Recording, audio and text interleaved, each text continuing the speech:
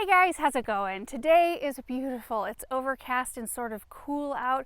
We've got two varieties of pink blooming perennials we're gonna plant, and the kids are over in the cut flower garden picking themselves some bouquets. I filled up 2 jars, gave them a pair of scissors, and sent them over there. So we'll see what they come up with. I don't know if you can see them way over there. Erin is monitoring the situation. But these right here are the perennials that we're gonna plant today. I'm so excited about these. So this is a phlox called Prismatic Pink.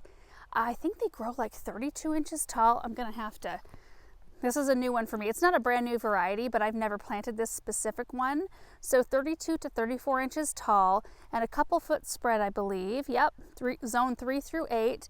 And they're a lot tougher than some of the older varieties of phlox in that they don't suffer from a lot of the fungal issues like, powdery mildew and things like that some of the older ones did. They're not immune. Like, you still want to make sure that they've got good airflow, plenty of sunshine, all of that business, but they're far less prone than they used to be. And I really like the color of these blooms. I love it when a flower has kind of that lighter pink on the outside and then the dark eye. There's just such a glow quality to blooms that have that sort of color variation. But I thought that these would look really pretty.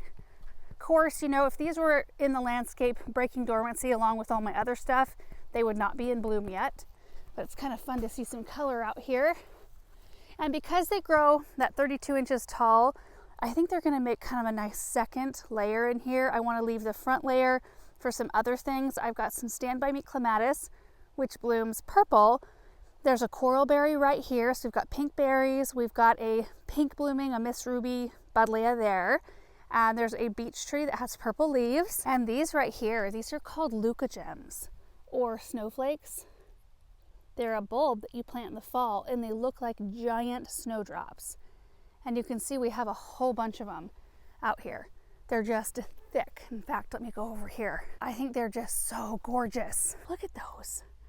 And they last for quite a long time in a vase. If you haven't planted any of these, I would recommend them. We also have some tulips that are about ready to open. There's one open right there. They're kind of a soft pink. And this area is about ready to see some new mulch or compost that we're gonna top dress the soil with so it'll look nice and fresh. But I just think that this is gonna look so pretty, and the leaves are a deeper green than what you're seeing around them. I think it's just gonna be a really nice look. Now I want to kind of tuck some in around these snowflakes because those will fizzle up and go away, after they're done blooming. And I kind of want the drift to be, big-ish. But the other one we have back here is a new variety of yarrow for next year, 2025. It's called Firefly Fuchsia. So these flowers come out this really saturated bright pink, and then they fade into a light pink. Oh, I just think they're so gorgeous. And I love the leaves. They're just so airy and kind of fern-like in a way. You don't get that on very many sun-loving perennials. So these will grow about 22 to 24 inches tall and wide. They might get a little bit wider, but they can handle fairly dry conditions once they're established. The pollinators love yarrow. They're always kind of a hub of activity. They like full sun, and they can tolerate poor soil as well. We have a few other varieties of yarrow planted out in the garden. The Firefly Peach Sky is my favorite. Peach apricot colored blooms that fade out to a light apricot. Wonderful for cut flower arrangements and for dried flower arrangements. And that's another reason why I'm so excited to have this bright pink yarrow out here. And there's another new one called Red Pop that we have out in the high tunnel. We're gonna put that in the cut flower garden. So it'll be interesting to see if we can dry some of those bright red blooms for dried arrangements later on. We also have Firefly Amethyst, which is a lighter pink. And then there's Firefly Diamond. Firefly Sunshine we have right over the way, right by the red bud that's in bloom. I don't know if you can see that from here.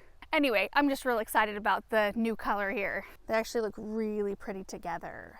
I wonder, 22 to 24, 32 to, you know what? Maybe we should find a spot where we can stagger these. Wouldn't that be so beautiful? These are a mid to summer bloomer. Of course, they're way ahead of the game right now, but once they break dormancy here and start blooming on their regular schedule, we won't see blooms at this point of the year yet. And this one blooms early through late summer. Oh boy, here comes Samantha.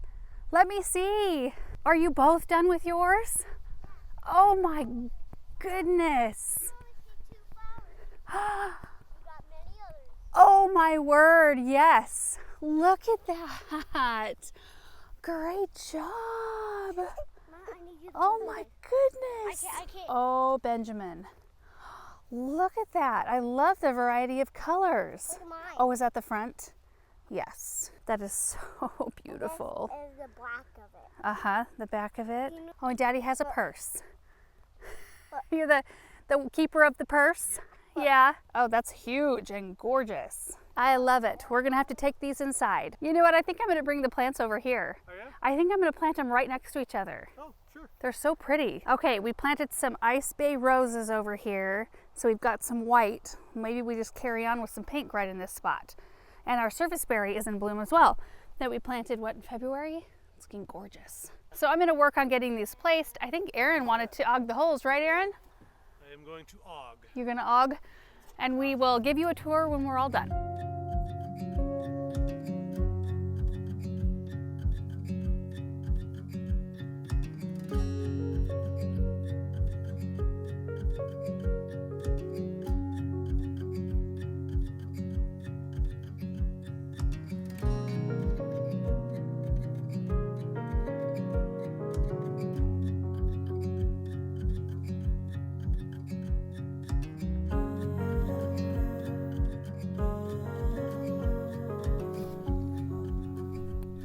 I love how these look together. I think in the first spot, what I was missing is that textural difference in the leaf structure.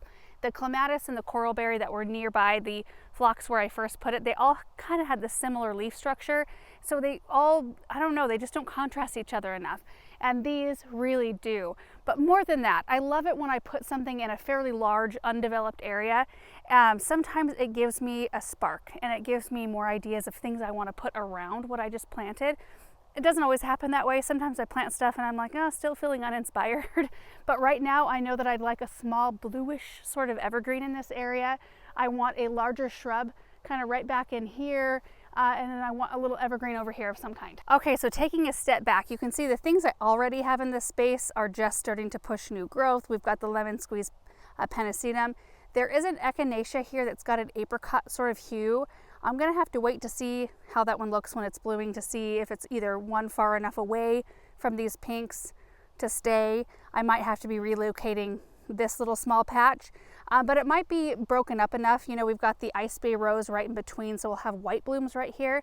And then I left enough space to pop some smaller things like a small perennial geranium or a ground cover of some kind right in the front, so I've got a nice step down in the layers. But we've got 3 Ice Bay. There's one there, and here, and then I've got a Caryopteris that blooms blue, and then putting some sort of small icy blue evergreen in here would be beautiful, especially because there's a dark purple smoke bush here that is leafing out. It looks totally dead, but it's not. I went and checked last night. I drove by it and I thought, ooh, I don't know.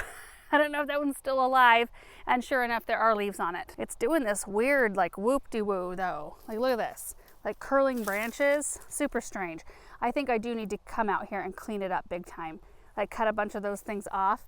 But if you look in here, it is leafing out. It's just a little slower than others. But if we put that icy blue evergreen here and then maybe like a purple buddleia or something like that back in here, and then some type of small green evergreen right here, because we've got a baby blue spruce right here, and we have space to do other things, but that's kind of what it got me thinking once these were in the ground. So again, we have Prismatic Pink, which grows 32 to 34 inches tall, and then the Firefly Fuchsia yarrow that grows about 22 to 24 inches tall. And look at the contrast in the leaves. That real feathery, ferny look and the more bold, deep green. It's just a good look together. And I think the color of the yarrow is mirrored in the darker eye of the phlox. It kind of draws the two together. And I think that is going to be it for today's project. We're just kind of hanging out doing little projects here and there.